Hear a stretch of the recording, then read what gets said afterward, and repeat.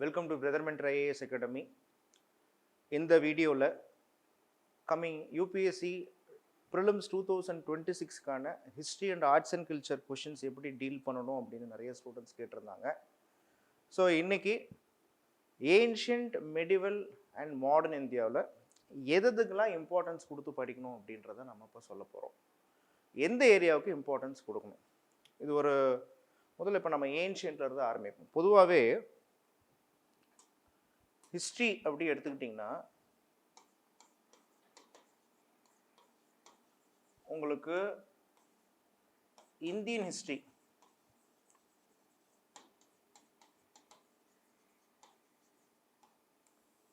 இந்த இந்தியன் ஹிஸ்ட்ரியில் யூபிஎஸ்சிக்கு ஏன்ஷியன்ட் இந்தியா,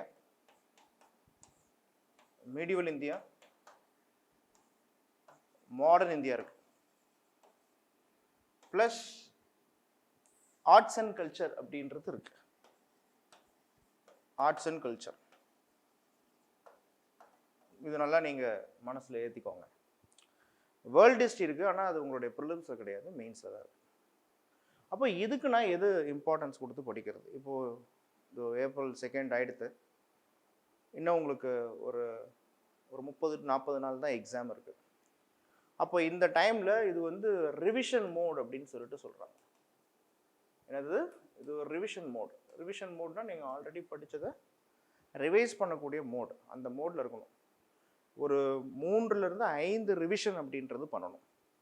அப்படி பண்ணும்போது இந்த ரிவிஷன் மோடில் நீங்கள் மேண்டட்டரியாக பண்ண வேண்டியது என்ன? நான் எது சார் மேண்டட்டரியாக ஃபோக்கஸ் பண்ணணும் அப்படின்னா என்சிஆர்டிஸ். இந்த என்சிஆர்டிஸ் அப்படின்னும் போது 6th ஸ்டாண்டர்ட்லேருந்து 12th ஸ்டாண்டர்ட் வரைக்கும் இருக்கக்கூடிய என்சிஆர்டிஸ். இந்த என்சிஆர்டியோடைய ஃபேக்ட், ஸ்பெஷல் ஃபேக்ட்ஸ், அதுக்கப்புறமா என்சிஆர்டிஸில் இருக்கக்கூடிய maps, historical maps and book backs. Okay, என்சிஆர்டியில் இருக்கக்கூடிய புக் பேக் கொஷின்ஸ், இதை எல்லாத்தையும் நீங்கள் என்ன பண்ணணும் அப்படின்னா ரிவிஷன் பண்ணணும். இப்போது உங்களுக்கே தெரியணும், 6th ஸ்டாண்டர்ட் என்சிஆர்டி அப்படின்றது இது ஏன்ஷியன்ட் இந்தியா. ஆமாவா? 6th standard NCERT ancient India. இந்த ஏன்ஷியன்ட் இந்தியாவில் எப்பயுமே படிக்கும் பொழுது ஃபாஸ்ட் ரிவிஷன் பண்ணணும். எதை ஃபோக்கஸ் பண்ணணும் அப்படின்னா 6th ஸ்டாண்டர்ட் தானே அப்படின்னு சொல்லிட்டு நீங்கள் லீஸ்ட் இம்பார்ட்டன்ஸ்லாம் கொடுக்கக்கூடாது. அதில் சில ஃபேக்ட்ஸ் இருக்கும், அந்த ஃபேக்ட்ஸு எக்ஸாம் ஃபேக்ட்ஸாக இருக்கும். ஃபார் எக்ஸாம்பிள், இப்போ அசோகாவுடைய தம்மா பாலிசியிலேருந்து கொஷின் கேட்குறாங்கன்னு வச்சுக்கோங்க. அது யூபிஎஸ்சிலே எடுத்துக்கிட்டிங்கன்னா அசோகாவை பற்றி கொஷின்ஸ் அதிகமாக கேட்குறாங்க. மௌரியனில் அசோகா வர்றார், அசோகா ஆர்ட்ஸ் அண்ட் கல்ச்சர்லேயும் வர்றார், அசோகா பொலிட்டிக்கல் ஹிஸ்ட்ரிலையும் வர்றார். இப்போ யூபிஎஸ்சியோடைய ப்ரீவியஸ் இயர் கொஷின் எப்படி கேட்குறாங்க? What is Dhamma policy? Ashoka, ரன்யூ Ashoka என்று எந்த இன்ஸ்கிரிப்ஷனில் இருக்குது? அசோகா பீரியடில் இருக்கக்கூடிய போர்ட்ஸ்லாம் என்ன? அசோகா பீரியடில் இருக்கக்கூடிய சட்டங்கள்லாம் என்ன? அசோகா தம்மா பாலிசியை ஏன் அடாப்ட் பண்ணிக்கிட்டாரு? அப்போது அசோகாவுடைய மேஜர் ராக்கெட்டிக்ஸ்னா என்ன, மைனர் ராக்கெட்டிக்ஸ்னா என்ன, பில்லர் எடிக்ஸ்னா என்ன? அப்போது அசோகாவை சுற்றி இருக்கக்கூடிய ஆர்ட்ஸ் அண்ட் கல்ச்சர் பாயிண்டில் இருக்கக்கூடிய எல்லாத்தையுமே கவர் பண்ணணும். முக்கியமாக ஏன்ஷியன்ட் அண்ட் மெடிவல் இந்தியாவில் பொலிட்டிக்கல் ஹிஸ்ட்ரியை விட அதிகமாக, பொலிட்டிக்கல் ஹிஸ்ட்ரி நான் வேண்டான்னு சொல்லலை, பொலிட்டிக்கல் ஹிஸ்ட்ரியை விட அதிகமாக ஆர்ட்ஸ் அண்ட் கல்ச்சருக்கு இம்பார்ட்டன்ஸ் கொடுக்கணும். இப்போ அசோகா புத்திசம் ஸ்ப்ரெட் பண்ணாரு அப்படின்னா, அசோகா தம்மா பாலிசி ஸ்ப்ரெட் பண்ணாருன்னா ஏன் ஸ்ப்ரெட் பண்ணாரு? வாட் இஸ் த, இப்போ அசோகாவை பற்றியே சில மித்ஸ் இருக்கும். இப்போ ஃபார் எக்ஸாம்பிள் ஒரு எடுத்துக்காட்டு சொல்லணும்னா, Ashoka converted to Buddhism by Upagupta அப்படின்னு கொடுத்துருப்பாங்க. பட் அசோகா அவரை யாரும் புத்த மதத்துக்கு கன்வெர்ட் பண்ணலை. புத்த மதத்தை பற்றி புரிஞ்சுக்கிட்டு அவர் தான் புத்த மதத்துக்கு அடாப்ட் பண்ணிக்கிட்டார். அப்போது அவரை கன்வெர்ட் பண்ணிட்டாரு, அவரை கட்டாய மதமாற்றம் பண்ணிட்டாங்கலாம் கிடையாது. He learned after Kalinga War, he learned what is Buddhism. சொல்லப்போனால் not immediately after the Kalinga war. Kalinga war நடந்து ஒரு 5-6 வருடங்கள் கழித்து புத்த மதம்னா என்ன, அதோடைய கொள்கைகள்லாம் என்னன்னு புரிஞ்சுக்கிட்டு தான், சொல்லப்போனால் புத்த மதத்தில் இருந்து தான் அவருடைய தம்மா பாலிசி அப்படின்றதே வருது. அப்போது இந்த மாதிரியான ஸ்பெஷல் ஃபேக்ட்ஸ், ஸ்பெஷல் கான்செப்ட் இதெல்லாம் எங்கே இருக்கும் அப்படின்னா என்சிஆர்டி புக்கில் இருக்குது. நீங்கள் இதை தேடி கஷ்டப்பட்டு நீங்கள் ரெஃபரன்ஸ் புக்ஸ் வாங்கி தான் படிக்கணும்லாம் கிடையவே கிடையாது. அப்போது நான் என்ன சொல்கிறேன் அப்படின்னா, நீங்கள் ரிவிஷன் மோடில் இருக்கீங்கன்னா இப்போ 6th ஸ்டாண்டர்ட் என்சிஆர்டி புக்கு எடுத்துக்கோங்க. 6th ஸ்டாண்டர்ட் என்சிஆர்டி புக்கில் ஃபேக்ட்ஸ் அண்ட் ஸ்பெஷல் ஃபேக்ட்ஸை படிக்க ஆரம்பிங்க. இப்போ ஒரு நாளைக்கு ஒரு 3 சாப்டர் தாராளமாக படிக்கலாம். ஏன்னா ஆல்ரெடி படிச்சிருப்பீங்க. ரிவிஷன் போகலாம். ஒரு 3 டேஸில் மேக்ஸிமம் எனக்கு இப்போ என்னுடைய ஸ்டைல்னு எடுத்துக்கிட்டிங்கன்னா 6th ஸ்டாண்டர்ட் என்சிஆர்டிஸை நான் 3 டேஸில் கவர் பண்ணிடுவேன். 7th ஸ்டாண்டர்ட் என்சிஆர்டி கொஞ்சம் டீப்பாக இருக்கும். அதனால் எனக்கு 5 டேஸ் வேணும். இப்போ 3 டேஸ் அப்படின்னும் பொழுது ஒரு 4 ஹவர்ஸ் கிட்ட நான் ப்ரிப்பேர் பண்ணுவேன். ஓகே, 5 டேஸ் அப்படின்னும் போது ஒரு 4 ஹவர்ஸ் கிட்ட ப்ரிப்பேர் பண்ணுறேன். அப்போது 6th ஸ்டாண்டர்ட் என்சிஆர்டியை முடிக்கிறதுக்கு எனக்கு 12 மணி நேரம் போதும். ஓகேவா? இதே 7th ஸ்டாண்டர்ட் என்சிஆர்டி முடிக்கிறதுக்கு எனக்கு 20 ஹவர்ஸ் போதும். அப்போது எந்த ஒரு விஷயத்தையும் பிளான் பண்ணி பண்ணுங்கள். ஒரு மாதம் தான் இருக்கேன்னு சொல்லிட்டு இப்போ நிறைய பேருக்கு என்ன பேனிக் ஸ்டடி அப்படின்னு பண்ணிட்டு இருப்பீங்க. பேனிக் ஸ்டடினா படிச்சுக்கிட்டே இருப்பீங்க. சரி இது வேண்டாம் அப்படின்னு சொல்லிட்டு உடனே அடுத்தது போவீங்க. அதுக்கப்புறம் ஒரு டெஸ்ட் போடுவோம் அப்படின்னு போடுவீங்க. அதுக்கப்புறம் எதையுமே உருப்படியாக பண்ண மாட்டீங்க. சரியா? ஸோ இந்த ஒரு 30 டேஸ் அப்படின்றது ரிவிஷன் மோடில் இருக்கீங்க அப்படின்னும் போது நீங்கள் மேக்ஸிமம் முக்கியமாக ஹிஸ்ட்ரி ஸ்டாட்டிக் பார்ட்டுன்றதால என்சிஆர்டி கவர் பண்ணணும். இதுக்கப்புறமா வர்றது தான் என்ன அப்படின்னா இந்த 8th ஸ்டாண்டர்ட் என்சிஆர்டிக்கு போங்க. 8th ஸ்டாண்டர்ட் என்சிஆர்டி மேக்ஸிமம் ஒரு 20 ஹவர்ஸ்குள்ளார முடிக்க பாருங்கள். ஓகேவா? அப்போது 6th 7th 8th 9th and 10th NCERT கம்ப்ளீட்டாக படிக்கணும்னு அவசியம் கிடையாது. எல்லா சாப்டரும் படிக்கணும்னு முக்கியத்துவம் கொடுக்க தேவையில்லை. அது எதெல்லாம் இந்தியன் ஹிஸ்ட்ரி ரிலேட்டடான சாப்டர்ஸ் இருக்கோ அந்த சாப்டர்ஸ் மட்டும் ரிவிஷன் பண்ணால் போதும். ஓகேவா? மற்றபடி நம்ம இம்பார்ட்டன்ஸ் கொடுத்து படிக்க வேண்டியது என்னென்னா 11th 12th NCERT themes in Indian history part 1 part 2 and also part 3.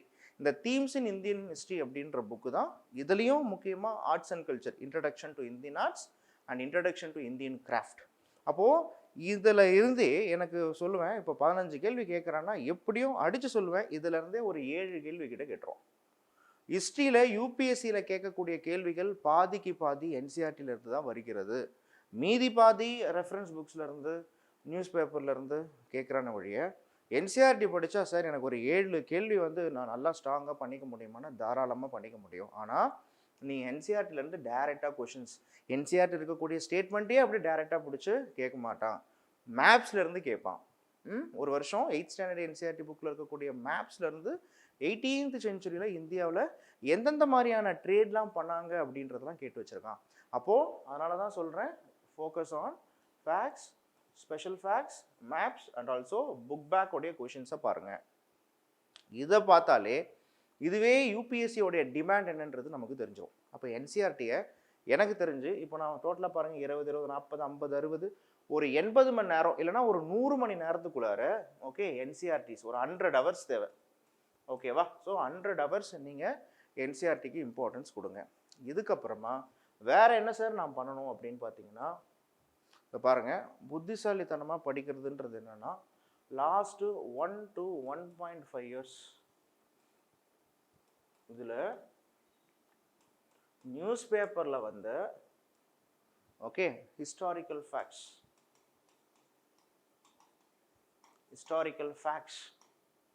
Dates, okay முக்கியமாக பர்சனாலிட்டிஸ், டெம்பிள்ஸ், ஃபெஸ்டிவல்ஸ், ஓகேவா? இதிலிருந்து இது நியூஸ் பேப்பர் அப்படின்னாலே இப்போ ஒரு எடுத்துக்காட்டு சொல்கிறேனே, இப்போது you take the national song Vande Mataram. Vande மாத்திரமுடைய 150th இயரை நம்ம செலிப்ரேட் பண்ணுமா? வந்தே மாத்திரம் அப்படின்ற சாங் 1875 அது கம்போஸ் பண்ணப்பட்டது. ஸோ 2025 அதோடைய 150th இயர் ஆஃப் வந்தே மாத்திரமா நம்ம செலிப்ரேட் பண்ணுமா? ஆமாவா இல்லையா? எப்படி கொஸ்டின் கேட்பான், வந்தே மாத்திரம் சாங் எழுதுனது யாரு? ஓகே, யார் அது? ரவீந்திரநாத் தாகூர். கரெக்டாக மாற்ற பார்த்தியா நீ? வந்தே மாத்திரம் அப்படின்றது நேஷ்னல் சாங். ஜனகணமன தான் நேஷ்னல் ஆந்தம். நேஷ்னல் ஆந்தத்தை எழுதுனது தான் ரவீந்திரநாத் தாகூர். இன்னும் எக்ஸாமுக்கு எத்தனை நாள் இருக்குது? ஒரு மாதம் தான் இருக்குது. பார்த்தியா? இப்போ தெரியுதா ரிவிஷன் ஏன் இம்பார்ட்டன்ட்னு? அப்போது வந்தே மாத்திரம் சாங்ன்றது நம்மளுடைய நேஷ்னல் சாங். இது பாரு, இப்போ நியூஸ் பேப்பரில் தான் வந்தது நேஷ்னல் சாங். இந்த நேஷனல் சாங் எழுதுனது பங்கிம் சந்திர சட்டர்ஜி. பாயிண்ட் புரியுதா? ஹிஸ்ட்ரியோடைய ஸ்பெஷலே என்னன்னா எல்லாமே தெரிஞ்ச மாதிரி இருக்கும், ஆனால் உட்காந்து ஆன்சர் போடும்போது எல்லாமே மறந்து போயிடும். ரிவிஷன் பண்ணும்போது பாரதிதாசனா பாரதியாரான்ற குழப்பம் எப்பயுமே வந்துக்கிட்டே இருக்கும். எப்பயுமே இந்தியன் பாலிட்டிக்கும் ஹிஸ்ட்ரிக்கும் ஸ்டாட்டிக் பார்ட் தான், ஈஸியாக பார்த்துக்கலாம் அப்படின்னு இருக்கும். கரண்ட் அஃபேர்ஸ் பார்ட்டு கூட அது மனப்பாடம் பண்ணால் எழுதிடலாம். ஹிஸ்ட்ரி பொறுத்த வரைக்கும் அது கன்ஃபியூஷன் கொடுக்கக்கூடிய ஒரு சப்ஜெக்ட். அதனால தான் ஹிஸ்ட்ரி அண்ட் பாலிட்டி எல்லாம் தொடர்ந்து ரிவிஷன் பண்ணிக்கிட்டே இருக்கணும். அதனால் இப்போ வந்தே மாத்திரம் அப்படின்றது ஒரு எடுத்துக்காட்டும் பொழுதே பங்கிம் சந்திர சட்டர்ஜி, அப்போ வந்தே மாத்திரம் ஏன் எழுதப்பட்டது, எந்த எந்த பர்டிகுலர் புக்லேருந்து வந்தே மாத்திரம்ன்ற வார்த்தை வந்துச்சு, ஆனந்த் மத்னா என்ன, அது எதை பற்றி, பாயிண்ட் புரியுதா? இது எப்போ இந்தியன் நேஷனல் காங்கிரஸில் அடாப்ட் பண்ணிட்டாங்க, எந்த இயர், அப்போ காங்கிரஸோடைய பிரசிடென்ட் என்ன, இதுதான் நியூஸ் பேப்பரில் வந்த ஃபேக்டை வச்சு லேர்ன் பண்ணுறது. இது ரொம்ப ரொம்ப ரொம்ப ரொம்ப ஈஸி. ஏன்னா நீ புக்கில் படிக்கிறத விட நீ நல்ல இன்ஸ்டிடியூஷன் மெட்டீரியல் இப்போ நம்ம கூட ப்ரொவைட் பண்ணுறோம். நம்ம உடைய கரண்ட் அஃபேர்ஸ் எடுத்துக்கிட்டிங்கன்னா, இந்த இப்போ ஆர்ட்ஸ் அண்ட் கல்ச்சர் கரண்ட் அஃபேர்ஸ்னு பார்த்தாலே இப்போ ஃபெஸ்டிவல்ஸ் வரும். இப்போ ஃபெஸ்டிவல்ஸ்னு பொழுது இப்போது ஃபார் எக்ஸாம்பிள் இப்போது நீங்கள் 2025 எடுத்துக்கிட்டிங்கன்னா உத்தரப்பிரதேஷில் பிரயாகில் வந்து பார்க்கும் பொழுது ஒரு கும்பமேளா நடந்தது. அப்போ கும்பமேளாவை முதல்ல ஆரம்பிச்சது யாருன்னு கேட்பாங்க, ஹர்ஷவர்தனா. ஆதி காலகட்டம். அப்போ ஹர்ஷவர்தனா எந்த நூற்றாண்டை சார்ந்தவர்? 7வது நூற்றாண்டை சார்ந்தவர். ஹர்ஷவர்தனா நம்ம பேசிக்கலி அவர் புத்திஸ்ட் தானே படித்தோம், அவர் புத்திஸ்ட் ஆகிறதுக்கு முன்னாடி சைவத்தை இருந்தார், அப்படி படிக்கணும். அப்போ இந்த மாதிரிலாம் ஃபெஸ்டிவல்ஸ், டெம்பிள்ஸ்னாலே 3 விதமான temples. Structural temples, rocket architecture, குடைவரை கோவில் எப்போ வந்தது, மௌரியர்கள் காலகட்டத்தில் என்ன வந்தது, குப்தர்கள் காலகட்டத்தில் என்ன வந்தது, அதில் நெஹரா டெம்பிள்னா என்ன, வெஷரேனா என்ன, டிராவிடியன் டெம்பிள் ஆர்கிடெக்சர்னா என்ன. இப்போ டிராவிடியன் டெம்பிள் ஆர்கிடெக்சருக்கும் வெஷராவுக்கும் இருக்கக்கூடிய டிஃப்ரென்ஸ் என்ன, நெஹராவுக்கும் இருக்கக்கூடிய டிஃப்ரென்ஸ் என்ன, இதை பற்றிலாம் படிக்கணும். அப்போது நீ வேணா பாரு, ப்ரீவியஸ் இயர் கொஷனில் ஒன்று festivals, temples, personalities and their works அப்படின்னும் போது என்னென்னா அவங்க எழுதுன இப்போ எடுத்துக்கோ இண்டிகோ ரிவால்ட், கண்டிப்பாக பெசன்ஸ் அண்ட் ட்ரைபல் ரிவால்ட் வந்து ஒரு கொஷின் கேட்குறான். இப்போ இண்டிகோ ரிவால்ட் அப்படின்னும் போது இப்போ பிர்சா முண்டா இருக்காரு, முக்கியமாக Birsa Munda associated with Munda rebellion. Indigo revolt, blue rebellion. அப்போ இண்டிகோ ரிவால்ட்டை பற்றி தீன்பந்து மித்ரா அப்படின்றவர் என்ன பண்ணியிருக்காரு அப்படின்னா, ஓகே அவர் வங்காளத்தை சார்ந்தவர், அவர் ப்ளூ ரிபல்லியன் அப்படின்னு இண்டிகோ ரிவால்ட்டை பற்றி ஒரு நாடகம் போடுறாரு. அப்போது இண்டிகோ ரிவால்ட் அல்லது ப்ளூ ரிவால்ட் அது எழுதுனது யார், அல்லது அந்த நாடகம் போட்டது யார், பர்சனாலிட்டிஸ் அண்ட் தர் ஒர்க்ஸ். அதே மாதிரி உல்குலன் அப்படின்னு சொல்லிட்டு சொல்லுவாங்க, துமுல் ஆர் உல்குலன். இந்த உல்குலன் அல்லது துமுல்த் என்று அழைக்கப்பட்ட புரட்சி என்னன்னு கேட்குறான், முண்டா ரிபல்லியன். மன்யம் ராயுடு அப்படின்னும் பொழுது ஹீரோ ஆஃப் தி ஜங்கிள், யாரை சொல்லுது அப்படின்னா Alluri Sitarama Raju, Rampa rebellion, modern India 1920. இதெல்லாம் நியூஸில் வந்துட்டு இருக்கு. இந்த நியூஸில் வர்றதை வச்சு என்ன டேட்டு, எந்த மாதம், எந்த வருஷம், அதுக்கு பின்னாடி இருக்கக்கூடிய ஹிஸ்டாரிக்கல் ஃபேக்ட் என்ன, கான்செப்ட் என்ன, இதை படிச்சினாலே ஹிஸ்ட்ரி கொஷின்ஸ் முடிஞ்சு போச்சு. எப்படியும் ஒரு 15 கேள்வியில் அல்லது 20 கேள்வியில் ஒரு 3 கேள்வி அவன் எங்கேருந்து கேட்குறான்னு அவனுக்கே தெரியாது. ஏன்னா அது ஆப்ஷனல் படித்தவங்க லெவலில் கேட்குறாங்க. சில இடத்துல அவன் ரொம்ப டீப்பாக ஃபிலாசபியெல்லாம் போய் கேட்குறான். இப்போ நீங்கள் புத்திசம் ஜீனிசம்லாம் படிச்சிங்கன்னா அது எப்பயுமே ஹிஸ்ட்ரியில் வந்துக்கிட்டே இருக்கிற டாபிக் தான். அந்த மாதிரி இன்னைக்கு வீடியோவில் நான் தொடர்ந்து வந்துக்கிட்டே இருக்கிற டாபிக் என்னென்னன்றதை சொல்கிறேன், இதை நோட் பண்ணி வச்சுக்கோங்க. இப்போ ஏன்ஷியன்ட் இந்தியா எடுத்துக்கிட்டா,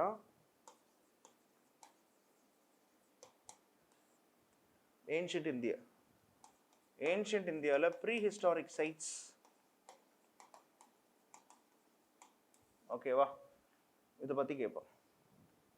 இந்தஸ் வேலி சிவிலைசேஷனோடைய ட்ரேட், ரிலீஜன், ஓகே, அதோடைய யூனிக்னஸ் என்ன, முக்கியமாக கம்பேரிட்டிவ் அனாலிசிஸ் அப்படின்றது இருக்கு. What is that? Comparative analysis என்னன்னா, இந்தஸ் வேலியும் பற்றி எஜிப்து பற்றி கேட்பான், இந்தஸ் வேலியும் கிரீக் பற்றி கேட்பான், இந்தஸ் வேலியும் மெசபடோமியா பற்றி கேட்பான். கம்பேரிட்டிவ் அனாலிசிஸில் அதிகமாக இந்தஸ் வேலியை பற்றி படிக்கிற மாதிரி இருக்கும். அதுக்கப்புறம் ஆரியன்ஸ் டாப்பிக்கில் முக்கியமாக வேதிக் லிட்ரேச்சர், இந்த வேதிக் லிட்ரேச்சர்னும் பொழுது எதெல்லாம் படிக்கணும்? வேதிக் லிட்ரேச்சர்னா முக்கியமாக வேதாஸ், உபவேதா, உபனிஷத்ஸ், ஓகேவா? அதுக்கப்புறமா முக்கியமாக இந்த புராணாஸ் பற்றிலாம் கேட்பான். புராணாஸ் இதில் முக்கியமானது உபனிஷத்ஸ்லேருந்து எப்பயுமே கொஷின் கேட்பான். உபனிஷத்ஸ்லேருந்து கொஷின் கேட்டுக்கிட்டே இருக்கான். You have water? Shall I take this?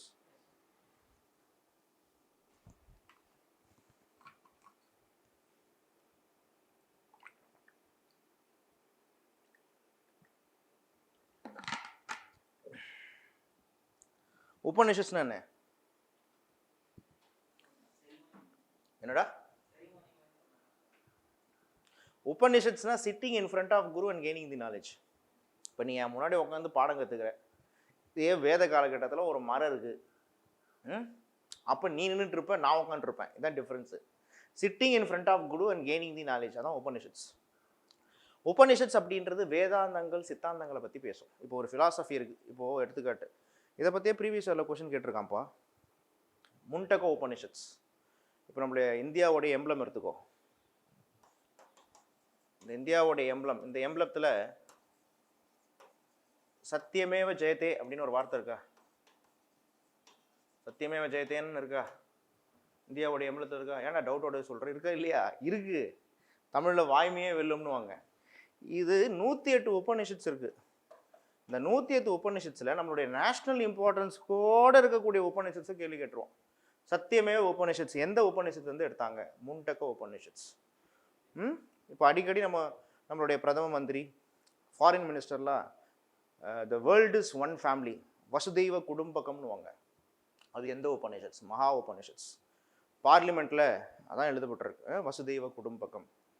இந்தியாவுடைய டூரிசம் டேக் அதிதி தேவோ பவ அப்படின்னா என்ன அர்த்தம்? கெஸ்ட் ஆர் அவர் காட்ஸ்ன்னு அர்த்தம். இது ஒரு உபனிஷத்தில் இருக்குது. மைண்டு புரியுதா? தத்துவம் சி. இப்போ நீங்கள் இந்த நான் கடவுள்னு ஒரு படம் பார்த்துருப்பேன். பார்த்துருக்கே இல்லையா? பார்க்கல, வேஸ்ட் நீலாம். ஓகே, இந்த நான் கடவுள் பார்க்கணும்டா, களவும் கற்றுமற. இந்த நான் கடவுள் படத்தில், பாலா படத்தில் அகம் பிரம்மாஸ்மி அப்படின்வான் ஆர்யா. அவன் ஒரு அகோரி மாதிரி.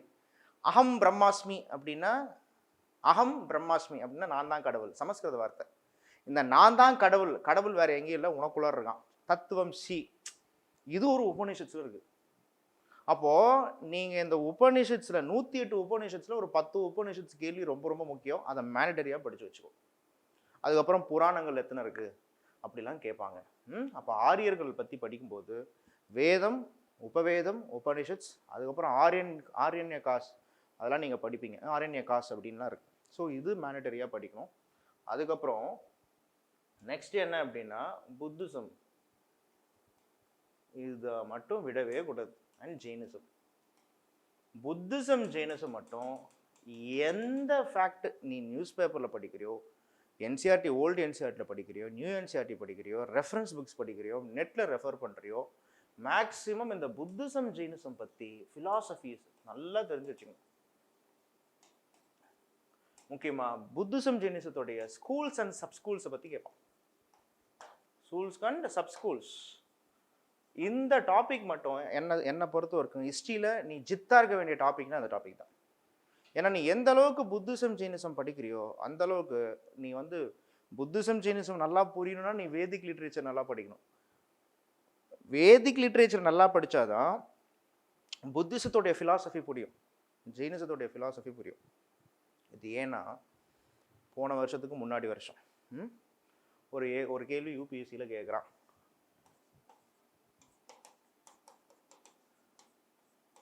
வடக்கிருத்தல் அப்படின்னு ஒரு கேள்வி. வடக்கிருத்தல் என்ன சார் தமிழ் வார்த்தையாக இருக்குது? தமிழ் வார்த்தை தான். ஆனால் இந்த வடக்கிருத்தல்ன்றது ஜெயினிசத்தோட அசோசியேட்டான ஒரு வார்த்தை, சமணத்தோட அசோசியேட்டான வார்த்தை. எப்படி சார்? நம்ம ஊரில் கோப்பெருஞ்சோழன், பிசிராந்தையார்னு 2 பேர் இருந்தாங்க. இந்த கோப்பெருஞ்சோழனும் பிசிராந்தையாரும் ஃப்ரெண்ட்ஸு. ஆனால் 2 பேருமே பார்த்துக்கல. கோப்பெருஞ்சோழன் சோழ தேசத்து மன்னன், பிசிராந்தையார்ன்றவர் பாண்டிய தேசத்து புலவர். அவர் 2 பேரும் பார்த்துக்கலாம். ஆனால் நல்ல நட்பு. தன்னுடைய நண்பனை பார்க்கறதுக்காக மதுரையிலிருந்து உறையூர் திருச்சிக்கு வர்றார். அப்போ அந்த கோப்பெருஞ்சோழன் போர்க்களத்தில் இறந்து போய் கிடக்கிறான். பொதுவாகவே சமணர்கள் இது அதனால அவருக்கு கிரீஃப், ஒரு கஷ்டம் வந்துருச்சு. ஐயோ முதல் தடவை நண்பனை பார்க்க வந்தோம் செத்து போய் கிடக்குறானே. அதனால என்ன ஆகிறாரு அப்படின்னா வடக்கு பக்கம் நார்த் சைடு அப்படியே உட்காந்து சாப்பிடாமே செத்து போயிடுறாரு. இதுக்கு பேர் தமிழ்ல வடக்கிருந்து உயிர் துரத்தல். இதைத்தான் வடக்கிருக்கல் அப்படின்னு கொடுத்துருக்கோம். இது ஜெயினிசத்துல இதே வார்த்தைய சலேக்னா அப்படின்றான் அல்லது சந்தாரா அப்படின்றான். அப்போ படிக்கும்போது இந்த வார்த்தை எப்படிலாம் மாறி இருக்குன்றத படிப்பேன். இதை சங்க காலகட்டத்தில் ஜெயினிசத்தில் படிப்பேன். இதை ஜெயினிசம் படிக்கும் பொழுது even the great Chandragupta Maurya எங்கே வராரு? மைசூரில் ஸ்ரேவண பேலகோலான்ற இடத்துல வந்து வடக்கு திசையை பார்த்து உயிர் விட்டு செத்து போயிட்டாருன்னு நீ படிக்கிறேன். ஆட்டோமேட்டிக்காக இதெல்லாம் கொஷினில் வருதா? ஜெயினிசத்தை கொஷினை பாரு. ஸ்ரவண பேலகோலா அது ஒரு வருஷம் கேட்ட கேள்வி. சந்திரகுப்த மௌரியா அவர் கேட்ட கேள்வி. அவர் தான் Jain council, first Jain council நடத்தியிருக்காரு. அப்போ ஜெயினிசம் புத்திசம் பற்றி எங்கெங்கெல்லாம் ஃபேக்ட் கிடைக்குதோ அந்தந்த ஃபேக்டெல்லாம், ஸ்பெஷல் ஃபேக்ட்ஸ்லாம் அண்ட் கண்டெம்பரரியாக இருக்கக்கூடிய எந்தெந்த இடம்லாம் இந்தியாவில் ஜெயினிசம் அசோசியேட்டான இடம், புத்திசம் அசோசியேட்டான இடம், ஓகே, மகாவீர் அல்லது புத்தா அவங்க வாழ்ந்த காலகட்டத்தில் அவங்க எந்தெந்த ஸ்டேட்லலாம் வாழ்ந்தாங்க, இதான் மகாஜனபதாஸ்ன்னு பேர். என்ன பேர் அதுக்கு? மகாஜனபதாஸ்ன்னு பேர். இந்த மகாஜனபதா டாபிக்ல there are 16 மகாஜனபதாஸ். இந்த 16 மகாஜனபதாஸ் எந்தெந்த மகாஜனபதாஸ் பீரியட்ல புத்தாவோ அல்லது மகாவீராவோ வாழ்ந்தாங்க அப்படின்றத நீ படிக்கணும். எந்தெந்த சிட்டிஸ்லாம் வந்து புத்திசம் மகாவீராவோட அசோசியேட் ஆயிருக்குன்றத படிக்கணும். இது மேண்டட்டரியா ஏன்ஷியன்ட் இந்தியாவில் கேள்வி கேட்பான். ஓகே, இதுக்கப்புறமா புத்திசம் ஜெயினிசத்துக்கு அப்புறமா நீ மகதாவுக்கு அதிகமான இம்பார்ட்டன்ஸ் கொடுக்க தேவையில்ல. ஆனால் மகதாவுக்கு லீஸ்ட் இம்பார்ட்டன்ஸ் கொடு. அதுக்கப்புறமா பெர்ஷியன் அண்ட் மெசிடோனியன் இன்வேஷன். இந்த பெர்ஷியன் அண்ட் மெசிடோனியன் இன்வேஷன்ன்றது உன்னுடைய சிலபஸில் டைரெக்டாக இல்லைனாலும் இப்போ ரீசெண்டாக ஈரான், பெர்ஷியானா ஈரான், இப்போ ஒரு ஈரான் அமைச்சர் என்ன பண்ணுறாரு, ஈரானுக்கும் இந்தியாவுக்குமான உறவு இஸ்லாத்துக்கும் ஈரானுக்குமான உறவுக்கும் முன்னாடின்றார். இந்தியாவிற்கும் ஈரானுக்குமான உறவு இஸ்லாத்துக்கும் ஈரானுக்குமான உறவுக்கும் முன்னாடி. அப்போனா இஸ்லாம் அப்படின்றது ஈரானில் 7வது நூற்றாண்டில் தான் வந்துச்சு. பட் இந்தியா ஈரான் கூட சொல்லப்போனால் 4500 வருஷத்துக்கு முன்னாடிலேருந்து ட்ரேட் பண்ணிட்டு இருக்கான். அப்போது அந்த ஈரானியர்கள் தான் பெர்ஷியர்கள், மெசபடோமியர்கள். அப்போது ஈரானுக்கும் இந்தியாவுக்கும் இருக்கமான ட்ரேட் ரிலேஷன் என்னென்ன, கல்ச்சரல் ரிலேஷன் என்னென்ன, இந்த மாதிரி கேள்வி கேட்பான். இது வரைக்கும் போல, ஆனால் இந்த வருஷம் பெர்ஷியா ஈரான் வார் நடக்கிறதால இந்த மாதிரி கேள்வி கேட்பான். அதுக்கப்புறம் மௌரியன்ஸோடைய ஆர்ட்ஸ் அண்ட் கல்ச்சர் பார்ட். மௌரியன்ஸை கண்டிப்பாக அசோகாவை விட்டுறாது. அதுக்கப்புறம் ஆர்ட்ஸ் அண்ட் கல்ச்சர் பார்ட், மௌரியன்ஸோடைய ஆர்ட்ஸ் அண்ட் கல்ச்சர் பார்ட் ரொம்ப முக்கியம். அதே மாதிரி போஸ்ட் மௌரியன்ஸ். இந்த போஸ்ட் மௌரியன் பார்ட்டில் தான் இங்கே சூப்பராக என்ன கேட்குறான், இந்தியாவுடைய யூனிக்னஸ். ஏன்ஷியன்ட் இந்தியாவுடைய கேள்விகள்லாம் எப்படி இருக்குன்னா, இந்தியாவுடைய யூனிக்னஸை பற்றி எதெல்லாம் சொல்லுதோ அதெல்லாம் கேட்பான். இப்போது ஹெலியோடாரஸோடைய பெஸ்ட் நஹர் இன்ஸ்கிரிப்ஷனை பற்றி சொல்லுன்றான். ஹெலியோடாரஸ்ன்றவர் ஒரு கிரேக் அம்பாசிடர். அவர் இங்கே வந்து கிருஷ்ணருடைய எப்படி பகவான் விஷ்ணுவுக்கு கருடன் வாகனமாக இருக்கிறதோ அது மாதிரி நான் கிருஷ்ணாவுக்கு வாகனமாக இருக்கிறேன்றான். டேய், நீ எந்த ஊருக்காரன், நீ கிரேக்கன், நீ ஏன் இங்கே வந்து கிருஷ்ணாவுக்கு வாகனமாக இருக்கிறேன்னா? ஏன்னா போஸ்ட் மௌரியன் பீரியடில் தான் இந்தியாவில் ஹிந்து மதத்துடைய எழுச்சி வர ஆரம்பிக்குது. பாயிண்ட் புரியுதா? அதே போஸ்ட் மௌரியன் பீரியடில் தான், கனிஷ்கா பீரியடில் சில்க் ரூட் ஆஃப் சைனா அதை கண்ட்ரோல் பண்ணி இந்தியாவில் நல்ல செழிப்பாக, சொல்லப்போனால் கோல்டு காயின் இஷ்யூ பண்ணியிருப்பார். கோல்டு காயின் இஷ்யூ பண்ணதுலேயே கோல்டு காயினுடைய பியூரிட்டி ரொம்ப அதிகமாக இருந்தது கனிஷ்கா பீரியடில். அண்ட் அதே போஸ்ட் மௌரியன் பீரியடில் சங்ககாலம். அதனால் மேண்டட்டரியாக கொஷின் எதனா ஒரு சங்ககாலத்தை பற்றி, சங்கம் கல்ச்சர்ஸை பற்றி வந்துடும். சங்ககாலத்தோடைய கலாச்சாரத்தை பற்றி கேட்பான். அண்ட் ரீசெண்டாக நிறைய எக்ஸ்கவேஷன்லாம் வந்திருக்கு இல்லையா, அயன் கண்டுபிடிச்சிருக்காங்க. சங்ககால கட்டத்தில் தான் சொல்லப்போனால் கீழடி எடுத்துக்கோ, மயிலாடும் பாறை எடுத்துக்கோ, சிவகலை எடுத்துக்கோ இல்லையா, இங்கெல்லாம் வந்து இரும்பின் பயன்பாடு அதிகமாக இருக்குது. அப்போ இதுல இருந்து உலகமே இன்னைக்கு வியக்குது என்ன அப்படின்னா, இரும்பின் பயன்பாடு சங்க காலத்துக்கும் முன்னாடியே இருக்கு. சிந்து சமவெளி காலகட்டத்திலே எங்க சவுத் இந்தியாவில் இரும்பின் பயன்பாடு இருக்கு. அது எந்த இடம்னு கேட்போம். அதனால தான் ப்ரீ ஹிஸ்டாரிக் சைட்ஸை படிச்சுக்கணும். அப்போ மெகாலித்திக் சைட்ஸ் படிக்கணும், சங்ககாலத்துடைய சைட்ஸ்லாம் படிக்கணும், சங்ககாலத்துக்கும் ஐவிசிக்கும் இருக்கக்கூடிய கம்பேரிசன் படிக்கணும். அப்போ மேண்டட்டரியா சங்ககாலத்தில் ரெஃபரன்ஸ் அதிகமாக இருக்கும். சங்ககாலத்துடைய கல்ச்சர் பற்றி கேட்பான், லிட்ரேச்சர் பற்றி கண்டிப்பாக கேட்பான். அப்போது சங்ககாலத்துடைய லிட்ரேச்சர் பற்றி படிக்கணும், ஃபாரின் அம்பாசிடர்ஸ் பற்றி படிக்கணும், ஃபாரின் ரெஃபரன்ஸ் ஆத்தர்ஸ் பற்றி படிக்கணும். இப்போ பிளைனி இருக்கிறாருன்னா பிளைனி வந்து என்ன சொல்லியிருக்காரு, டாலமி என்ன சொல்லியிருக்காரு, Periplus of the Erythraean sea அப்படின்றதுல எதை மென்ஷன் பண்ணப்பட்டிருக்கு. இந்தியாவுக்கு இம்பார்ட்டன்ஸ் கொடுக்குற எல்லாமே அங்கே படிக்கணும். இப்போ இந்தோ கிரீக்ஸ்னா இந்தோ கிரீக்ஸை எதிர்த்தவங்க யார், இந்தோ கிரீக்ஸ் இந்தியாவில் வந்த இம்பேக்ட் என்ன, இதை படிக்கணும் ஆக்சுவலாக. சரியா? அப்போது போஸ்ட் மௌரியன்ஸு அது. போஸ்ட் மௌரியன்ஸுக்கு அப்புறமா ஹியர் மேண்டடரி குப்தாலேருந்து ஒரு கேள்வி கேட்டு விட்டுரும்.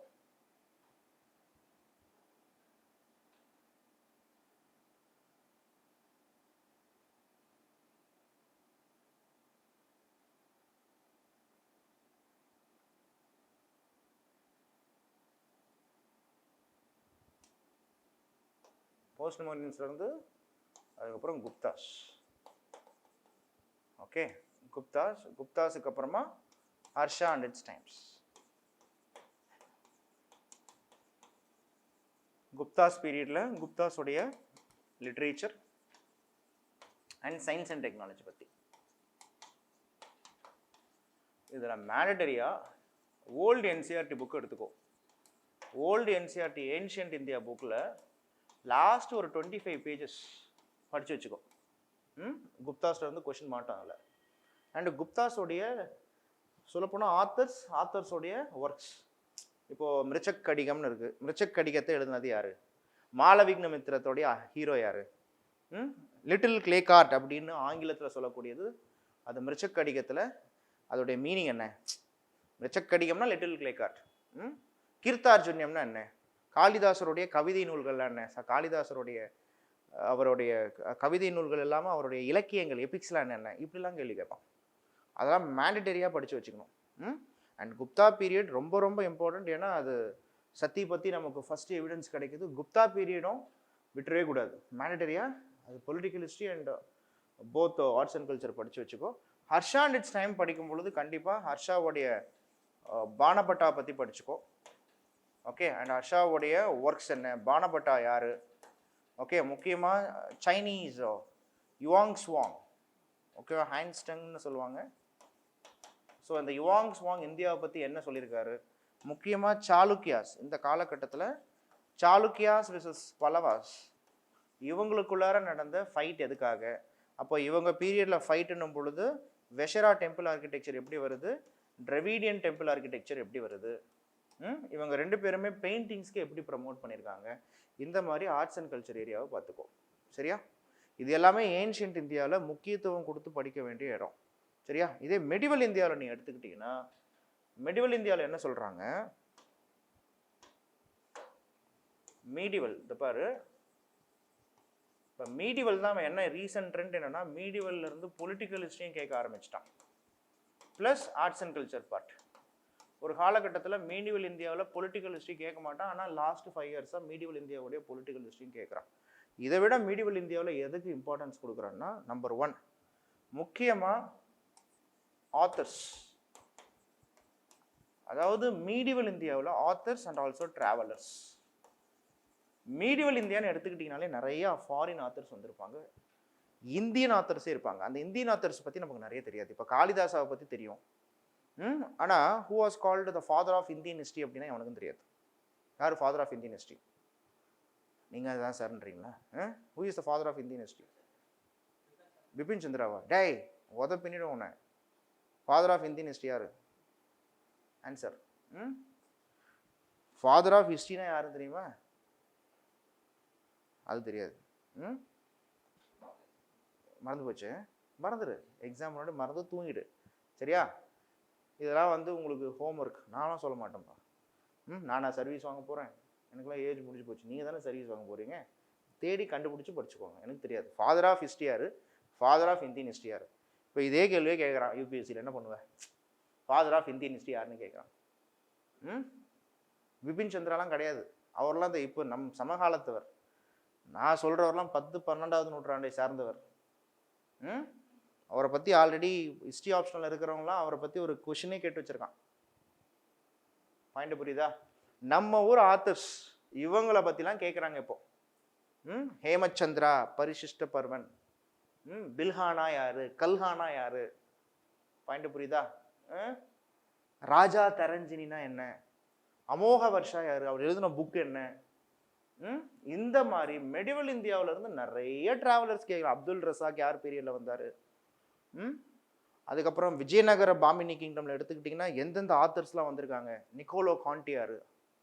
பாயிண்ட் புரியுதா உங்களுக்கு? தேவராயா 1 அவருடைய கோர்ட்ல, தேவராயா 2 கோர்ட்ல இருக்க ஃபாரினர்ஸ் யாரு? போர்ச்சுகீஸ் யாருடைய எந்த விஜயநகர் மன்னர்கள் கூட க்ளோஸாக இருந்தாங்க? அவங்களுடைய ஒர்க்ஸ் என்ன?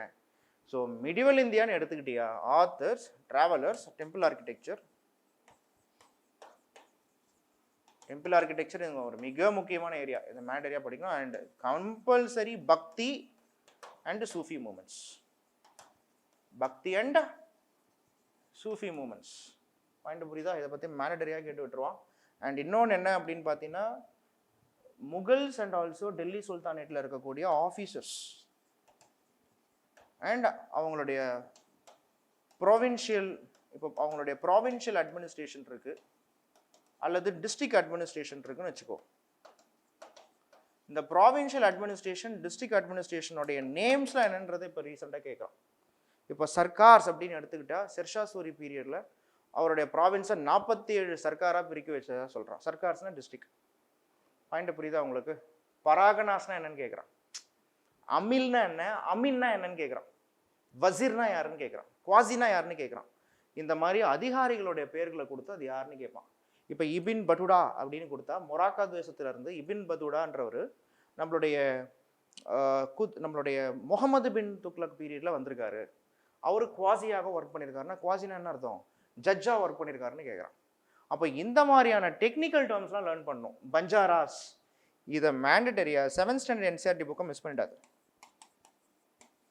7th ஸ்டாண்டர்ட் என்சிஆர்டி டேர்ம்ஸில் ஓகே சில டேர்ம்ஸ் இருக்கும், அதை மிஸ் பண்ணிடாதான். மெடிவல் இந்தியன் டேர்ம்ஸ்ல இருந்து கொஷின்ஸ் அதிகமாக வரும்.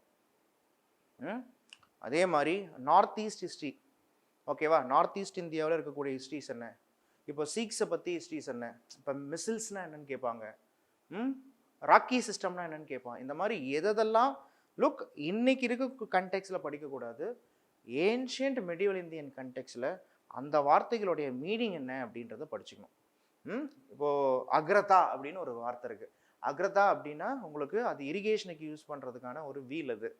அது எதுக்காக யூஸ் பண்ணாங்க, அது எப்போயிலேருந்து இந்தியாவுக்கு வந்துச்சு. ஸோ இப்போது பெர்ஷியா கூட நமக்கு இப்போ ஈரான் கூட அதிகமாக ப்ராப்ளம் பொழுது ஈரானுக்கும் இந்தியாவுக்குமான உறவுகள் என்ன, எதெல்லாம் நம்ம ஈரான்லேருந்து காப்பி அடித்தோம் அல்லது ஈரான் இங்கேருந்து என்ன ட்ரேட் பண்ணியிருக்கான், இந்த மாதிரி எந்தெந்த கண்ட்ரீஸ்னால் நீ அடிக்கடி நியூஸில் படிக்கிறியோ அந்தந்த கண்ட்ரீஸுக்கான link, historical connections, cultural connection, trade connection கண்டிப்பாக அது ஹிஸ்ட்ரி கொஷின்ஸில் யூபிஎஸ்சியில் வரும். இதுதான் ஏன்ஷியன்ட் இந்தியா அண்ட் மெடிவல் இந்தியாவுடைய சூட்சமம். பாயிண்ட் புரியுதா? எனக்கு தெரிஞ்சு ஒரு 5 ரிவிஷனாவது பண்ணணும். எவ்வளவு பண்ண முடியுமோ, முக்கியமாக ஆர்ட்ஸ் அண்ட் கல்ச்சர் பார்ட்டை மிஸ் பண்ணிடவே கூடாது. சரியா? இதே மாதிரி மாடர்னுக்கு நான் இன்னொரு வீடியோவில் மாடர்ன் எப்படி ஃபேஸ் பண்ணணும், எந்தெந்த ஏரியாஸ்லாம் கொஷின் ஏரியாஸ்ன்றதை நான் இன்னொரு இதில் சொல்கிறேன். Thank you, by.